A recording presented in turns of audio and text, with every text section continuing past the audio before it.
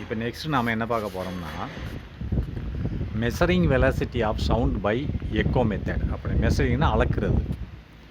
எதை அளக்கிறது? Velocity of sound அப்படின்னா சவுண்டோட வேகத்தை, அதாவது சத்தத்தின் ஒலியின் வேகத்தை. சத்தம்னால ஒலியினால ரெண்டு ஒன்று தான். ஒலியின் வேகத்தை அளவிடுதல். எவ்வாறு அளவிடுதல்? பை எக்கோ மெத்தேடு அப்படின்னா எதிரொலிப்பு வழிமுறையை வைத்து. பை எதை வச்சு அளக்கிறது? By echo. எக்கோன்னா எதிரொலிப்பு, போயிட்டு திரும்பி வருது இல்லையா அலைகள், சவுண்ட் அலைகள், அதை வச்சு நம்ம சவுண்டோட வேகத்தை அளவிடுகிறோம். மெஷரிங்னா அளவிடுதல். இந்த வெலாசிட்டினா வேகம். எதோட வேகம்? சவுண்டு. அப்படின்னா சவுண்ட்னா ஒலியின் வேகத்தை அளவிடுதல். எப்படி? By echo method. எக்கோ மெத்தட்னா எதிரொலியின் வழிமுறையின் காரணமாக. மெத்தட்னா அந்த வழியை வச்சு, அந்த விதம் மெத்தட்னா அந்த விதத்தை வச்சு நாம் அளவிடுகிறோம். ரைட்டா? A source of sound pulses, a measuring tape, a sound receiver and a stopwatch. 4 வேணும் இதுக்கு அளவிடுறதுக்கு. என்ன வேணும்? a source of sound pulses அப்படின்னா ஒலி உண்டாக்கும் கருவி. ரைட்டா?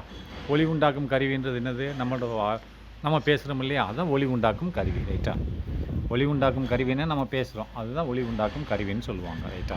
அடுத்து நெக்ஸ்ட்டு ஒலி மூலம்னு சொல்லுவாங்க. ரைட்டா? ஒலி மூலம்னு சொல்லலாம், இல்லை ஒலி உண்டாக்கும் கருவின்னு சொல்லலாம். ஒலி மூலம்னு என்னது? இப்போ நம்ம பேசுகிறோம், நம்ம வாயிலிருந்து வெளியில் வருது சவுண்டு, அதுதான் ஒலி மூலம். ரைட்டா? அதுதான்.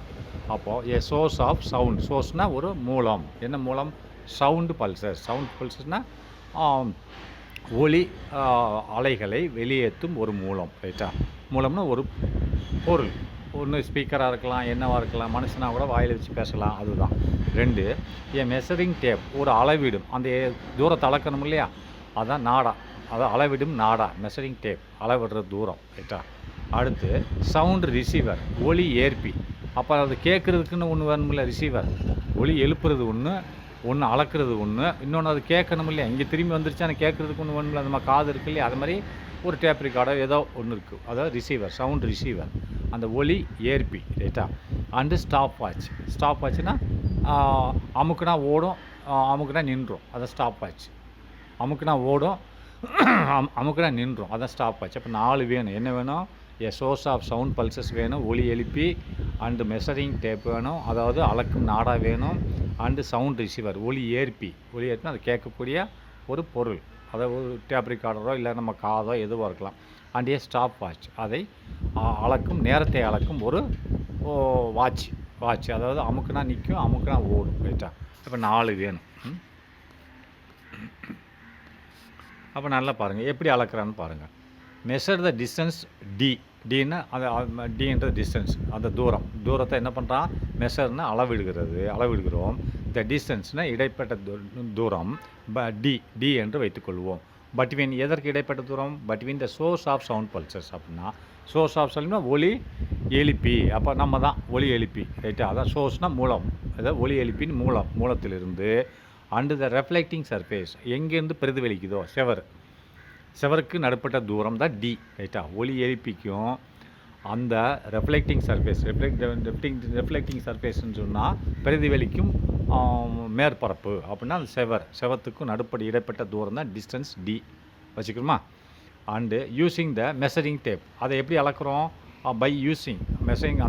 அந்த ரெஃப்ளெக்டிங் சர்ஃபேஸுக்கும் ஒலி எழுப்பிக்கும் நடுவில் உள்ள தூரத்தை எவ்வாறு அளக்குறோம்? Using the measuring tape. Measuring டேப்னா அளவிடும் நாடாக வச்சு அளந்து கொள்கிறோம். மெஷர்னா அளவீடு. மேலே பார்த்திக்கும் போது மெஷர்னா அளவீடு. எதை அளவீடு? த டிஸ்டன்ஸ் டி என்ற தூரத்தை அளவீடு. தூரம்னு என்னது? Between the source of sound pulses. அப்படின்னா ஒலி எழுப்பிக்கும் மற்றும் ரெஃப்ளெக்டிங் சர்ஃபேஸ் பிரதிபலிக்கும் மேற்பரப்புக்கும் நடுவில் உள்ள தூரத்தை அளவீடு. எப்படி அளவிடுனது? Using the measuring tape. அப்படின்னா அளவிடும் நாடாக வைத்து அளவீடு. ரைட்டா? Second, the receiver is placed adjacent to the source. அப்படின்னா ரிசீவர் எதுக்கு பக்கத்தில் வைக்கணும்? அட்ஜசன்ட் டு த சோர்ஸ், ஒலி எழுப்பிக்கு பக்கத்தில் வைக்கணும். ஏன்னா ஒலி எழுப்பி இங்கேருந்து ஒலி எழுப்போம், அந்த செவத்தில் போட்டு திரும்பி அந்த ஒலி எழுப்பி பக்கத்துலேயே கேட்கணும்ல, அது பக்கத்தில் ரிசீவரை வைக்கணும். அதாவது ஒலி ஏற்பினா ஒலி கேட்குறது. ரைட்டா? எழுப்புறதும் கேட்குறதும் பக்கத்தில் இருக்கணும். அதான் எழுப்புறது மூலிமா சவுண்டு போகும், போய் செவத்தில் பட்டு திரும்பி ஏற்கிறது மூலிமா இது ரெக்கார்டு பண்ணும், வந்து சேர்ந்துருச்சுன்னு சொல்லிட்டு. அதான் சொல்கிறான். த ரிசீவர்னால் ஒலி ஏற்பி இஸ் பிளேஸ்டு வைக்கப்படுகிறது அட்ஜசன்ட் டு த சோர்ஸ்னால் அதை மூலத்துக்கு பக்கத்தில் ஒலி எழுப்பி மூலத்துக்கு பக்கத்தில் வைக்கப்படுகிறது. அடுத்து sound pulse is emitted by the source. அப்படின்னா இப்போது அட்ஜசன்ட்ன்ற அருகில், எதற்கு அருகில்? The source of the sound pulses. அப்படின்னா ஒலி எழுப்பினா சவுண்டை வெளியேற்றுறது. இப்போ நம்ம வாய் சவுண்டை வெளியேற்றுது இல்லையா, நம்ம பேசுகிறதுலையே வெளியேற்றுது, அப்போது ரேடியோ பெட்டி வெளியேற்றுது, எல்லாமே சவுண்டை வெளியேற்றுறது தான் ஒலி எழுப்பின்னு சொல்லுவாங்க. அப்போது ரிசீவர், நம்ம காது கேட்குது இல்லையா, காது ஒரு ரிசீவர். அதேமாதிரி அந்த ரிசீவரும் ஒலி எழுப்பியும் பக்கம் இருக்கணும். அதுக்கடுத்து அட்ஜஸ்டன்ட்னு சொல்கிறான். த ரிசீவர் இஸ் ஆல்சோ பிளேஸ்டு வைக்கப்படுகிறது. ஒலி ஏற்பி, ரிசீவர்னால் சவுண்ட் ரிசீவர்னு சொல்லுவாங்க. ஒலி ஏற்பி இஸ் பிளேஸ்னு வைக்கப்படுகிறது அட்ஜஸ்டன்ட் டு த, அட்ஜஸ்டன்ட்னா அருகில், எதற்கு அருகில்? ஒலி எழுப்பிக்கு அருகில் வைக்கப்படுகிறது. Next, a sound pulse is emitted by the source. அப்படின்னா ஒரு சவுண்டு பல்ஸ் அப்படின்னு சொன்னால் ஒலி அலை, ரைட்டா? ஒலி அலை எவ்வாறாக இஸ் எமிட்டட்னா உமிழப்படுகிறதுனா வெளியேற்றப்படுகிறது. இப்போ நான் பேசுகிறேன் சவுண்டு வந்து வெளியில் போகுது இல்லையா, அதான் உனக்கு கேட்குது, பக்கத்தில் இருக்கு கேட்குது, தூரம் வந்தால் கேட்காது. எமிட்டட்னா வெளியேற்றப்படுகிறது. இது வெளியேற்றப்படுகிறது சவுண்டு பல்ஸ் அப்படின்னு சொன்னால் ஒலி அலை, வேவ். அது பல்ஸ்னால பல்ஸ்னால் கொஞ்சம் சிறியது, வேவ்னா பெரியது, ரைட்டா? பல்ஸ் ஒலி துடிப்புன்னு சொல்லுவாங்க. பல்ஸ்னால் ஒலி துடிப்புன்னு சொல்லுவாங்க. இப்போ ஹார்ட் பல்ஸ்ன்னு சொல்கிறோம் இல்லையா, இருதய துடிப்புன்னு சொல்கிறோம் இல்லையா, அதேமாதிரி ஹார்ட் வேவுன்னு யாரும் சொல்கிறது கிடையாது. ஏன்னா இப்போ சைன் வேவுன்னு சொல்கிறோம், ஆல்டர்னேட்டிங் கரண்ட்டுக்கு வேவுன்னு சொல்கிறோம். அதேமாதிரி இது ஒளி துடிப்புன்னு சொன்னால் பட்டுன்னு அடிக்கும். அந்த ஒளி துடிப்பு வந்து இஸ் எமிட்டட்னா உமிழப்படுகிறது, வெளியேற்றப்படுகிறது. எவ்வாறாக? பை எ சோர்ஸ், ஒளி எழுப்பி மூலியமாக, ரைட்டா? ஒளி எழுப்பி மூலியமாக வெளியேற்றப்படுகிறது. அது போய் செவத்தில் பட்டு திரும்பி வந்து ஒளி எழுப்பி மூலியமாக கேட்கும். அதுக்கு இடைப்பட்ட தூரத்தை அளக்கிறது தான் மேலே சொல்லியாச்சு, ரைட்டா? இப்போ இதில் செகண்ட் முடிஞ்சு. நெக்ஸ்ட் இந்த ஸ்டாப் வாட்ச்னா அந்த நான் அமுக்கிட்டேன்னா ஆன் ஆகிடும், வாட்ச் ஓடிட்டுருக்கோம், திரும்பி அமுக்க நின்றோம். அப்போ இங்கேருந்து நான் சவுண்டு எழுப்பணும்னு அமுக்கிடுவேன். அப்போ சவுண்டு போய் அந்த செவத்தில் பட்டு திரும்பி அவங்க நீங்கள் கேட்டுருச்சுன்னு சொன்னால் ஆஃப் பண்ணிடுவேன். அப்போ எவ்வளோ நேரம் இங்கேருந்து செவத்துக்கு போகிறதுக்கு அங்கே திரும்பி வர்றதுக்கு எவ்வளோ நேரம் ஆகிருக்குன்னு அதில் பார்த்துக்கலாம். அதுதான் ஸ்டாப் வாட்ச்னால் நிற்கும் கடிகாரம். நிற்கும் கடிகாரம். ஸ்டாப் வாட்ச்னா நிற்கும் கடிகாரம். அது எப்போ நிற்கும்? அமுக்குனா ஓடும், அமுக்குனா நிற்கும், ரைட்டா? A stopwatch is used to note the time interval between the instant at which the sound pulse is sent and the instant at which the echo is received by the receiver அப்படின்னு போட்டிருக்கான். என்ன போட்டிருக்காங்க பாருங்கள். இந்த stop watch, இந்த நிற்கும் கடிகாரமானது is used உபயோகப்படுத்தப்படுகிறது. எதற்காக வேண்டி? டு நோட், குறிக்க வேண்டி. எவ்வளோ நேரம் போயிருக்கு, இங்கேருந்து நான் பேசுகிற சவுண்டு அந்த செவரு வரைக்கும் எவ்வளோ நேரத்தில் போயிருக்கு, செவத்தில் பட்டு திரும்பி இங்கே என்கிட்டயே வந்து சேர்றதுக்கு எவ்வளோ நேரம் ஆகிருக்கு என்பதை குறிப்பதற்கு. அதுதான் சொல்கிறான். ஸ்டாப் வாட்ச் இஸ் யூஸ்டு உபயோகப்படுத்தப்படுகிறது டு நோட், குறிப்பதற்காக வேண்டி. எதை குறிக்க? த time interval between the instant. ஆனால் டைம் இன்டர்வல்னால் இடைப்பட்ட தூரத்தை. டைம் இன்டர்வல் பட்வீன் இரண்டுக்கும் இடைப்பட்ட தூரத்தை. எது இரண்டுக்கும் இடைப்பட்ட தூரத்தை? The instant at which the sound pulse is sent. அப்படின்னா இன்ஸ்டன்ட்னா அந்த இடம், இன்ஸ்டன்ட் அட் விச் அந்த இடத்துல சவுண்ட் பல்ஸ் இஸ் சென்ட் அனுப்பப்படுகிறது.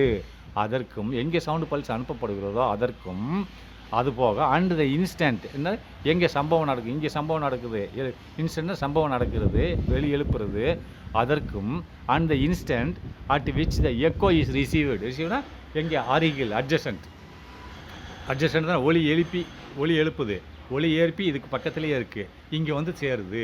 அப்போ இதற்கு இடைப்பட்ட நேரத்தை இங்கேருந்து செவத்துக்கு போய் அங்கேருந்து திரும்பி வந்து ஒலி ஏற்பிகிட்ட வந்து வர்றதுக்கு உண்டான நேரத்தை இந்த ஸ்டாப் வாட்சை வச்சு நாம் கவுண்ட் பண்ணுறோம் அப்படின்றோம். அதை நல்லா கவனிக்கணும். அதை நல்லா திரும்பி படிங்க. இந்த ஸ்டாப் வாட்ச் இஸ் யூஸ் உபயோகப்படுத்தப்படுகிறது டு நோட், குறிப்பதற்கு த டைம் இன்டர்வல், இடைப்பட்ட நேர காலத்தை. டைம் இன்டர்வல்னால் இடைப்பட்ட நேர காலத்தை.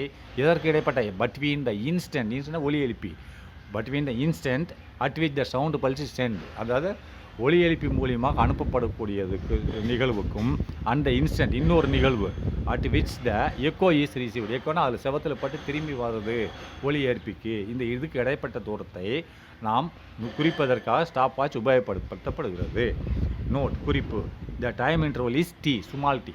இந்த டைம் இன்டர்வலை நாம் எவ்வாறாக குறிக்கிறோம்? ஸ்மால் டீயில் குறிக்கிறோம், ரைட்டா?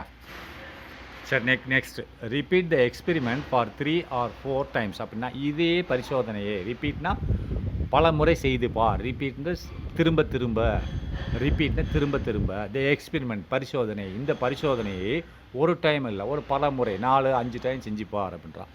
Repeat the experiment for 3 to 4 times. அப்படின்னா 3 அல்லது 4 டைம் செய்து பார். 4 தடவை இதே மாதிரி செய்து பார் ரைட்டான்னு சொல்லலாம். அடுத்து என்ன சொல்கிறான், 4 டயத்துலேயே நீ டயத்தை ரெக்கார்ட் பண்ணியிருக்கேன். ஃபஸ்ட் டயத்தில் இவ்வளோ நேரத்தில் போயிட்டு வந்திருக்கு, செகண்ட் டயத்தில் போயிட்டு வந்திருக்கு, எப்படி எடுக்கலாம். அதுக்கடுத்து என்ன சொல்கிறான், the average time taken for the given number of pulse is calculated. அப்புறம் ஆவரேஜ், இந்த 4க்கும் ஆவரேஜ் இருக்கணும், 4ஐயும் கூட்டி 4ஆல் வகுத்துடணும். அதான் ஆவரேஜ்னு சொல்கிறோம். ஆவரேஜ் அப்படின்னா அதான் ஆவரேஜ்னா இந்த 4 டைம் நீ எடுக்கிறேன்னு சொன்னால் 4ஐயும் கூட்டிட்டு 4ஆல் வகுத்துட்டேன்னு சொன்னால் அது ஆவரேஜ் கிடச்சிரும் அப்படின்ட்டா.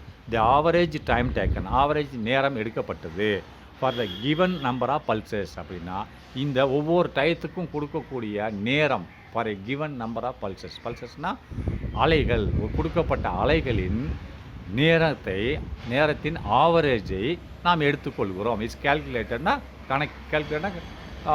கணக்கில் கொள்கிறோம் ரைட்டா. Next calculation of speed of sound. அப்படின்னா ஒலியின் வேகத்தை அளக்கும் வழிமுறைகள். கேல்குலேஷனா அளக்கும் வழிமுறைகள். எதை அளக்கும் வழிமுறைகள்? Of speed of the sound. Of ஸ்பீடுனா வேகம். எதனோட வேகம்? சவுண்டு, ஒலியின்.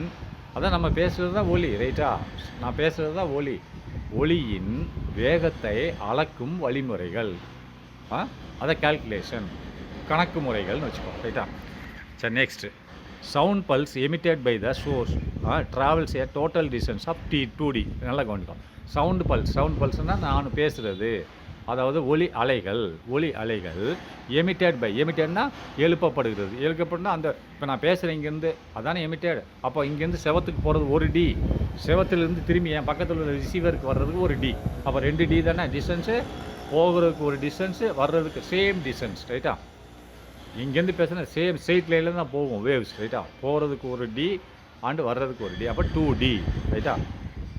த sound pulses emitted by the சோர்ஸ்னால் மூலம்னு அதான் ஒளி மூலம்னு அர்த்தம். இப்போ நான் தான் ஒளி மூலம், என் வாய் தான் ஒளி மூலம், காது தான் ரிசீவர். முடிஞ்சு போச்சா? என் காது கேட்குது, வாய் பேசுது ரைட்டா. இது வழியாக வெளியில் சவுண்டு போகுது, அந்த செவத்தில் படுது, செவத்தில் பட்டு என் காதில் வந்து விழுந்துருது. இது ரிசீவர், என் காது. வாய் ஒளி மூலம், இது ஒளி ஏற்பி. அப்போது போகிறதுக்கும் D, வர்றதுக்கும் ஒரு D, அப்போ 2D. டிஸ்டன்ஸ் எவ்வளோ ட்ராவல் பண்ணியிருக்கேன்? சத்தம் இங்கேருந்து செவத்து வரைக்கும் போயிருக்கு, செவத்தில் பட்டு எதிரொலிச்சு என் காது வரைக்கும் வந்திருக்கு, அப்போ 2D. அப்போ ஒளி மூலம்ன்றது என் வாய், ஒளி ஏற்பின்றது என் காது ரைட்டா. முடிஞ்சா?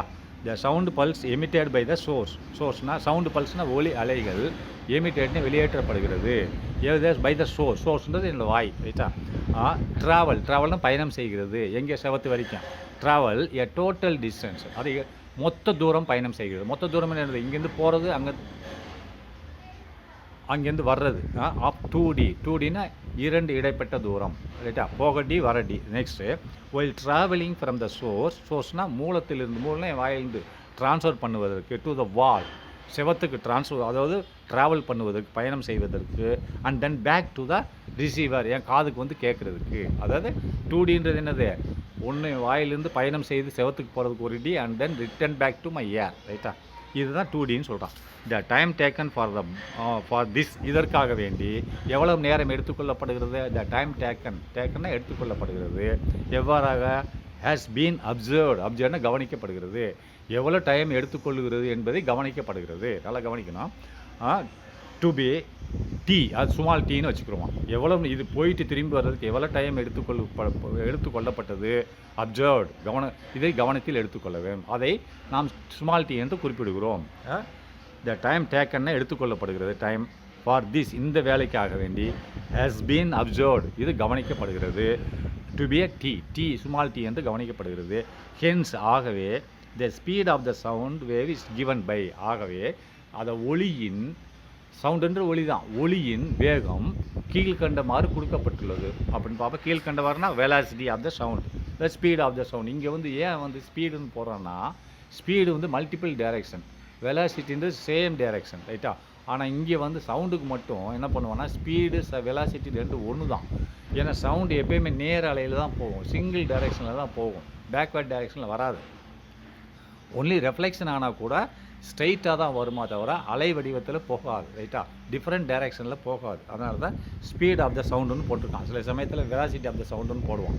அப்போ ஸ்பீட் ஆஃப் த சவுண்டுன்றது is equal to distance travelled. Distance ட்ராவல்னா போக அண்டு வர 2D. ரைட்டா, அண்ட் தென் டைம் டேக்கன், அதற்கு உண்டான நேர காலங்கள் டிவைடட் பை ஸ்மால் டி. ரைட்டா,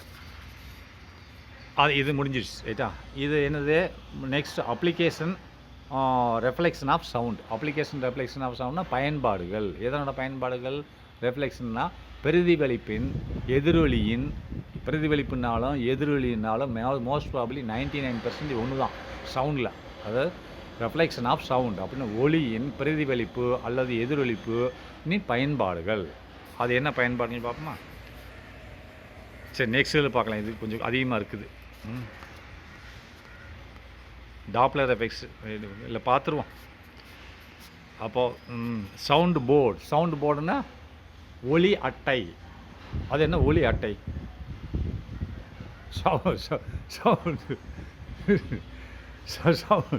சவுண்டு போர்டுன்னா அவன் கொடுத்துருக்க லாங்குவேஜ் பிரகாரம் சவுண்டுன்னா ஒலி.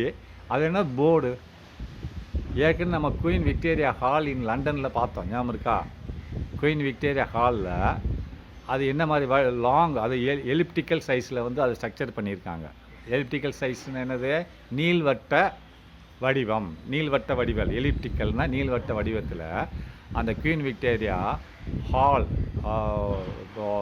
லண்டனில் பண்ணியிருந்தா அதில் வந்து வேவ்ஸ் ஒரு இடத்துல பேசியாச்சுன்னா எல்லா இடத்துலையும் எதிரொலிக்கும். ரைட்டா, சரியாக கேட்கும். அதை தான் பார்த்துருக்கான். இப்போ சவுண்டு போர்டு அப்படின்றது ஒலி அட்டைன்னு வச்சுக்கோம். ஒலி அட்டைன்றது என்னென்னா ஒரு கூம்பு மாதிரி. Concave lens and convex lens படிச்சிருக்கோம் இல்லையா? அப்போ கான்கேவ் அண்ட் கான்வெக்ஸ்னு வரும்போது இது எவ்வாறாக செயல்படுகிறது?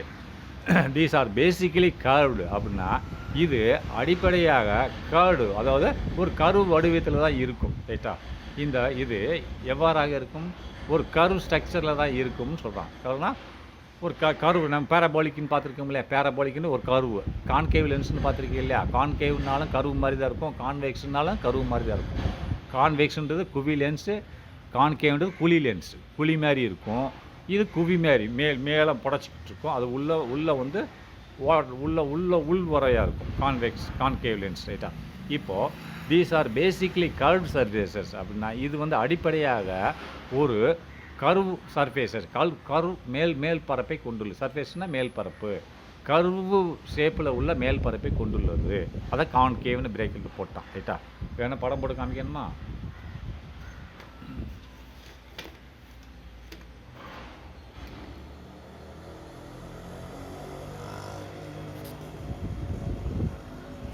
இதுதான் கான்கேவ். இதுக்கு பேர் தான் கான்கேவ். ரைட்டா, குழி மாதிரி இருக்கா? அப்போ இதனோட ஃபோக்கஸ் பாயிண்ட் சொல்லுவோம். நம்ம ஏற்கனவே ஃபோக்கஸ் பாயிண்ட்னு சொல்லி படிச்சிருக்கோம்.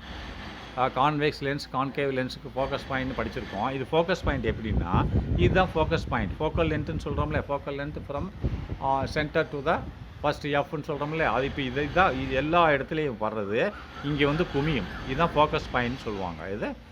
This is called a focus point of the parabolic structure of the surface. ரைட்டா, அப்படின்னு சொல்லுவாங்க. இதுதான் focus point of this concave. அப்போ கான்வெக்ஸ்ன்றது இப்படி இருக்கும், ஜஸ்ட் ஆப்போசிட். ரைட்டா, இதில் டைவர்ஷன் ஆகும்.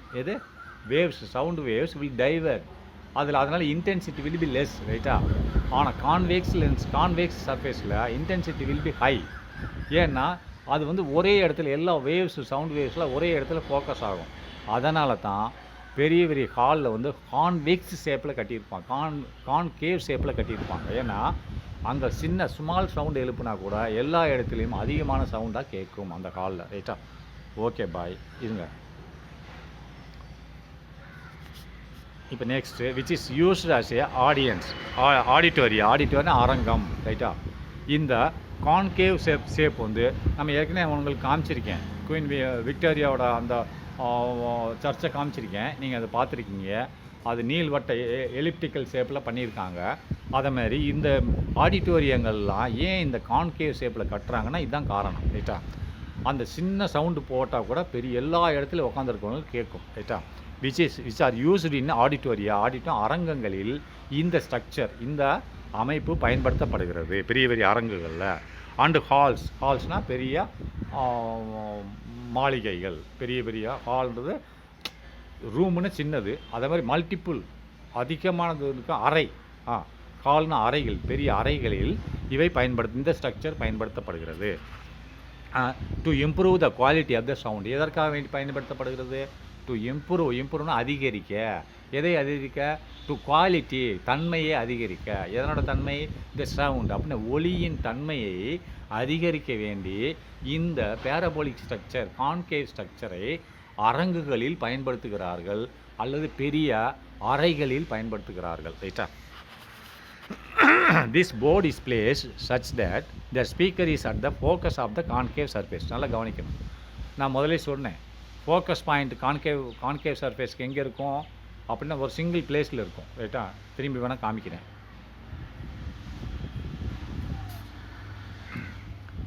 இதுதான் கான்கேவ் சர்ஃபேஸ். ரைட்டா? இப்போது இதுதான் focus point of the total configure. இது ஒரு கால் மாதிரி அரங்கம். ரைட்டா? இது இந்த மாதிரி கட்டியிருப்பாங்க. இதுதான் ஃபோக்கஸ் பாயிண்ட், எல்லா இடத்துக்கும் ஃபோக்கஸ் பாயிண்ட். ரைட்டா? இந்த இடத்துல மைக்கை ஸ்பீக்கரை வைக்கணும்ன்றான். ஸ்பீக்கர் ஒலி, அவன் பேசுகிற ஸ்பீக்கர்னால் சவுண்டு வெளியே வருது இல்லையா? நம்ம டேப் ரெக்கார்டில் கேட்குறோம், இப்போ நம்ம ஃபோனில் கேட்குறோம் இல்லையா? காதில் ஸ்பீக்கர் தானே கேட்குற. அப்போ இந்த ஸ்பீக்கர் இந்த ஃபோக்கஸ் பாயிண்டில் வச்சாச்சுன்னு சொன்னால் அரங்கம் ஃபுல்லாக கேட்கும்ன்றான். அந்த ஃபோக்கஸ் பாயிண்ட் எதனோட ஃபோக்கஸ் பாயிண்ட்டு? அந்த ஆடிட்டோரியத்தோட ஃபோக்கஸ் பாயிண்டில் வச்சாச்சுன்னு சொன்னால் அரங்கம் பூரா தெளிவாக நல்ல லவுடாக கேட்கும்னு சொல்கிறான். ரைட்டா?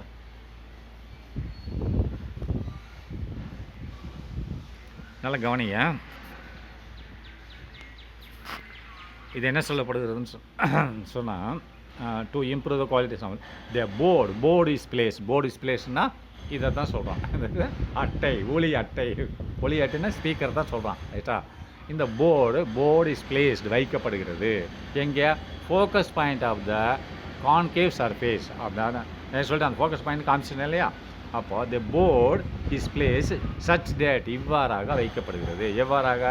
தட் த ஸ்பீக்கர்னால் வெளியில் சவுண்டு வெளியில் வர்றது, is at the focus of the concave surface. அப்படின்னா அந்த அறைன்றது கான்கேவ் சர்ஃபேஸ், மேல் சர்ஃபேஸ்னால் மேல் தளம், அதாவது மேல் பரப்பு. ரைட்டா? அப்போ அந்த அறையின் கான்கேவ் சர்ஃபேஸை கொண்ட ஒரு அறையின் ஃபோக்கஸ் பாயிண்டில் போய் இந்த ஸ்பீக்கரை வைக்கிறார்கள். த போர்ட் ஆஃப் த ஸ்பீக்கர் அப்படின்னா அந்த அட்டை, ஸ்பீக்கரோட அட்டை அதற்கு இல்லையா, அதை வைக்கிறார்கள்.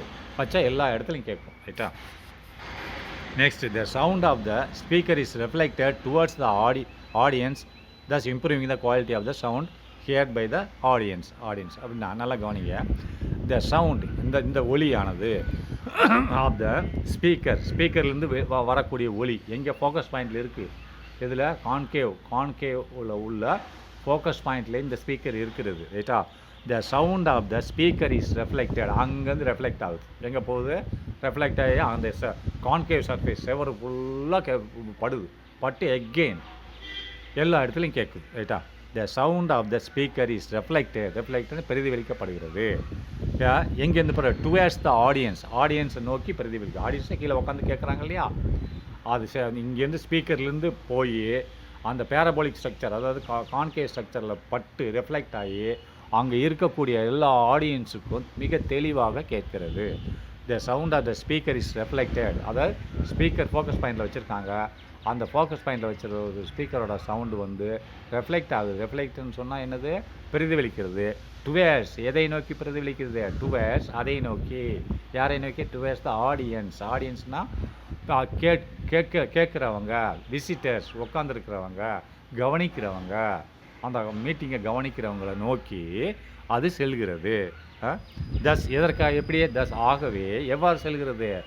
தஸ் improving the quality of the sound அப்படின்னா அந்த தன்மை, அதனோட தன்மையை, அந்த சவுண்ட் ஒலியின் தன்மையை அதிகரித்து மற்றும் மேம்படுத்தினா level, intensity level will be increased. ரைட்டா? அதான் சொல்கிறேன். The improving the quality of the sound heard by the audience. Heard பைனா ஆடியன்ஸ், அதாவது உட்கார்ந்துருக்கக்கூடிய நபர்கள் கேட்கக்கூடிய சவுண்டோட குவாலிட்டியானது மிக ஹைலி குவாலிட்டியாக இருக்கிறது, மிக உயர்ந்த தன்மையாக இருக்கிறது, நல்ல சவுண்டாகவும் இருக்குது தான்.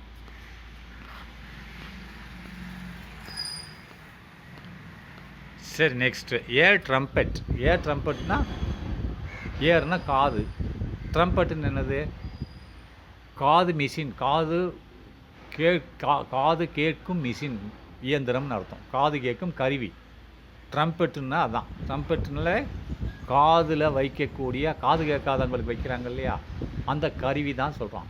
காதில் வைக்கக்கூடிய காது கேட்கும் கருவியை ட்ரம்பெட்னா காது கேட்கும் கருவி, ரைட்டா? சின்ன கருவி, ரைட்டா? ட்ரம்பெட்னா காது கேட்கும் கருவி, ஏர் ட்ரம்பெட், ரைட்டா? அப்போ ஏர் ட்ரம்பெட் இஸ் ஹியரிங் எய்டு. அப்படின்னா ஏர் ட்ரம்பெட் காது கேட்கும் கருவி என்பது இருக்கிறது எவ்வாறாக? ஹியரிங் எய்டு, கேட்க உதவி செய்யும் பொருளாக இருக்கிறது. ஹியரிங் எய்டு என்ன? உதவி செய்யும். எதற்கு உதவி செய்யும்? ஹியரிங், கேட்பதற்கு உதவி செய்யும் பொருளாக ஏர் ட்ரம்பெட் இருக்கிறது, ரைட்டா? Which is useful by people. அப்படின்னா இது மக்களால் உபயோகப்படுத்தப்படுகிறது. Who have difficult in hearing. யார்? எல்லாராலையும் கிடையாது இல்லையா? ஹூ ஹேவ் யாரால் மக்களால் உபயோகப்படுத்தப்படுகிறது. மக்கள் எல்லாருமே காது மிஷினை வச்சிட்ருக்காங்க. யாருக்குன்னா who have difficult in hearing. அப்படின்னா கேட்பதற்கு கஷ்டமாக இருக்கும் நபர்களால் இது உபயோகப்படுத்தப்படுது. சில பேர் காது கேட்காது, கம்மியாக கேட்கும். அதான் ஹூ ஆர் டிஃபிகல்ட், கடினமாக உள்ளது. எதற்கு? In hearing. ஹியரிங்னா கேட்பதற்கு கடினமாக இருக்கிறது என்றால் இந்த இதை பொருத்தி கொள்ளலாம். In this device one end is wide. அப்படின்னா இந்த டிவைஸ், இந்த சாதனத்தில் ஒரு பக்கம், இரு பக்கங்கள் இருக்கும். எல்லா சாதனத்துக்கும் இரு பக்கங்கள் இருக்கும். இந்த சாதனத்தின் ஒரு பக்கம் ஒய்டாக இருக்கும், பறந்து இருக்கும். ஒய்டுனா பறந்து இருக்கும், ரைட்டா? இன் திஸ் டிவைஸ், இந்த பொருளில் ஒன் எண்ட் இஸ் ஒய்ட். அப்படின்னா ஒரு முனையானது மிக பறந்து இருக்கும். And the other end is நேரோ. மறுமுனை, ஒரு முனை பறந்து இருக்கும், அகலமாக இருக்கும். அண்டு மறுமுனை நேரம், மறுமுனை குறுகி இருக்கும், ரைட்டா? கூம்பு மாதிரி இருக்கும். அதுதான் அது மறுமுனை குறுகி இருக்கும். ஒரு முனை பறந்து இருக்கும், மறுமுனை நேரம் குறுகி இருக்கும், ரைட்டா? Next the sound from the source fall in to the wide. அப்படின்னா ஒய்டு எண்ட். அப்படின்னா இப்போ காதுக்குள்ளே நான் வைக்கும்போது நேரம் இருக்குது இல்லையா, நேரம் என்ற காதுக்குள்ளே திணிச்சிருவேன். ஆனால் வெளியில் அந்த பறந்து இருக்கிறது இருக்கும். யாராவது பேசினாங்கன்னா அந்த வெளியில் பறந்து இருக்கிறது சவுண்டு விழுகும். வெளியில் என் காதுக்கு வெளியில் பறந்து இருக்கிற பரப்பு இருக்கும், காதுக்குள்ளே நேரம் இது இருக்கும். அப்போது த சவுண்டு ஃப்ரம் த சோர்ஸ்னால் யாராவது பேசுகிறாங்க, ரைட்டா? ஓகே, அது யாராவது பேசுகிறாங்க. த சவுண்டு ஃப்ரம் த சோர்ஸ். அப்படின்னு சோர்ஸ்னால் ஒலி எழுப்பின்னு அர்த்தம். யாராவது பக்கத்தில் பேசுகிறாங்கன்னா ஒரு சவுண்டு வருது, ஒலி வருது. த சவுண்டு ஃப்ரம் த சோர்ஸ்னால் ஒரு ஒலி எழுப்பிலேருந்து வரக்கூடிய சவுண்டு ஃபால் விழுகிறது. எங்கே விழுகிறது? Into the wide. அந்த கருவியில் அகலமாக, அதை ஒய்டுனா பரந்த பரப்பு, பறந்துருக்குறது, ரைட்டா? பரந்த பரப்பில் விழுகிறது. ஒய்டு எண்ட் அப்படின்னா பரந்த பரப்பு, ரைட்டா? And are reflected by its walls. அப்போது அதில் விழுந்த உடனே அது ரெஃப்ளெக்ட் ஆகுது, பிரதிபலிக்கிறது, எதிரொலிக்கிறது. இங்கே பட்டு இன்னொரு சவத்தில் போகுது, அப்புறம் இன்னொரு சவத்தில், இப்படியே எல்லாம் எதிரொலிச்சு கூம்பு வடிவமாக இருக்கு இல்லையா, உள்ள நேராவாளுக்குள்ளே உள்ளே போயிடுது. நேராவாளுக்குள்ளே நேராவாள் என் காதுக்குள்ளே இருக்கா, அங்கே தும்முன்னு சவுண்டு கேட்கும், ரைட்டா? இங்கே பேசுகிறது எனக்கு அதரும். அதுதான் சொல்கிறான்.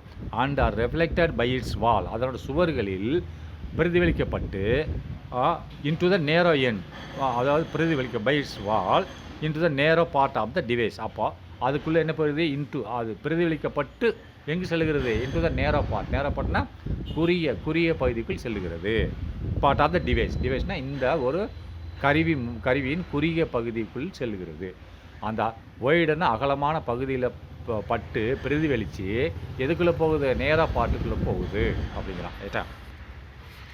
Next this help in concentrating of sound அப்படின்னு சொல்லலாம். இது உதவி செய்கிறது. எதற்கு? இன் கான்சன்ட்ரேட்டிங் சவுண்டை குவிப்பதற்கு. கான்சன்ட்ரேட் குவிப்பதற்கு. ஒரு இடத்துல குவிக்கணும் சவுண்டை. அங்கங்கே பிரதிபலிக்குது இல்லையா ஒய்டரில், எல்லாம் சேர்ந்து ஒரு இடத்துல குவிச்ச உடனே எனக்கு காது அதரும். எனக்கு நல்லா கேட்காதவனு கூட கேட்கும் காது, ரைட்டா? அதுதான் சொல்கிறான். This helps in concentrating the sound. அப்படின்னா இது உதவி செய்கிறது. எதற்கு? இந்த ஒலியை குவிப்பதற்கு உதவி செய்கிறது. And the sound enters the year drum. அதுக்கடுத்து அந்த நேரம் இதில் உள்ள சுருகிட்டுனா அது என்ன செய்யுதுன்னு சொன்னால் அந்த இயர் ட்ரம்னு என்னோட செவி, என் காதில் உள்ள அந்த ட்ரம்மு, அதான் செவின்னு சொல்லுவாங்க, ரைட்டா? அதில் போய் கேட்குது, ரைட்டா? அதான் சொல்கிறான். த சவுண்ட் என்டர்ஸ், நுழைகிறது. அந்த நேராக வழியக்கூடிய என்னோட ட்ரம்முன்னு ஜவ்வு, காது ஜவ்வுன்னு அர்த்தம். சில பேர் காதில் அடித்தா ஜவ்வு கிழிஞ்சி வச்சுன்றாங்களே, காதே கேட்காது. ஓங்கி அடித்தான்னா அந்த ஜவ்வு கிழிஞ்சி போயிடும், கிழிஞ்சா காது கேட்காது. ரைட்டா, அதான் ஏர் ட்ரம்முன்னு ஜவ்வுன்னு அர்த்தம். ரைட்டா, the sound enters the air drum அப்படின்னா அந்த நேரோ அந்த அந்த அந்த அந்த மிஷினில் உள்ள நேரோ பகுதிக்குள்ளே விழுந்த உடனே என்னோடய காது கேட்காதவன்ற ட்ரம்முக்குள்ளே போகுது, ஏர் ட்ரம்முக்குள்ளே நுழைஞ்சிருது அந்த சவுண்டு.